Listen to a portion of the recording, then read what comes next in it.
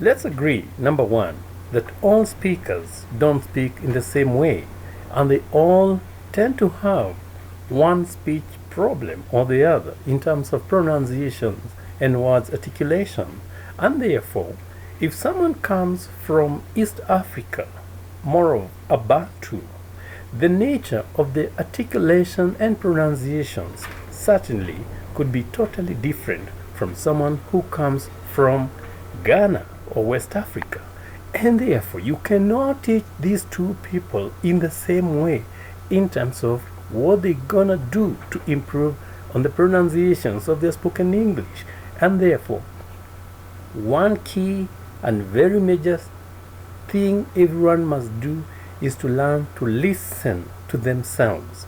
And when you do this, then you need to narrow down or to zero in to the respective phonetic feature that defines the area of annotation or speech organs and their specific manner of usage that can really help you improve how you speak in English.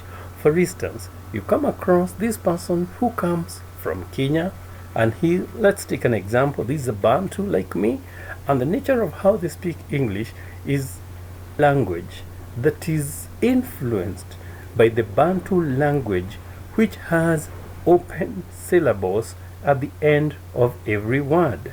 And therefore, when we come to the closed consonants, words such as grace, consonant, vowel, it always gives them some type of a problem.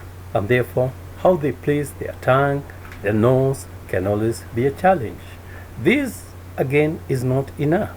You'd come across a person, for instance, who will always want to place their tongue where they place it when they talk in their vernacular. This is a Bantu who's, again, very different from a Kamba, a cousin kind of a tribe, if you may say so. But look at it this way. Kikuyus may have a problem between sounds sh and ch, church and shoe, because the language doesn't have the sound sh in any of its phonetic sounds.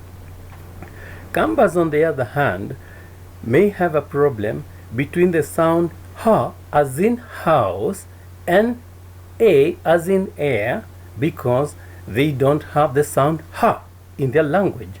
But Kikuyus may not have the same problem. When training these two people on how to improve on their spoken language, then you can train them on the same parameters. You need to listen to how each one of them is sounding for you to clearly understand what each of them needs for them to speak better. Let's take, for instance, a Kikuyu who doesn't have the sound sh. This person will always have a problem talking of something like shoe, because they don't have the sound sh in their language. And therefore, this person is likely to have a problem talking of they went to the shop and bought some shoes. He misses something like they went to the shop and bought some shoes. You may wonder how they bought shoes, because what comes into mind is the idea of choosing something. Listen to their cousin Akamba, for instance. Someone will tell you something like, give me a few minutes, I'm combing my hair. I'm combing my hair. Then you'll wonder how someone can comb air, because what comes to mind is the air we breathe, only for you to realize later that this person is talking about the hair on the head.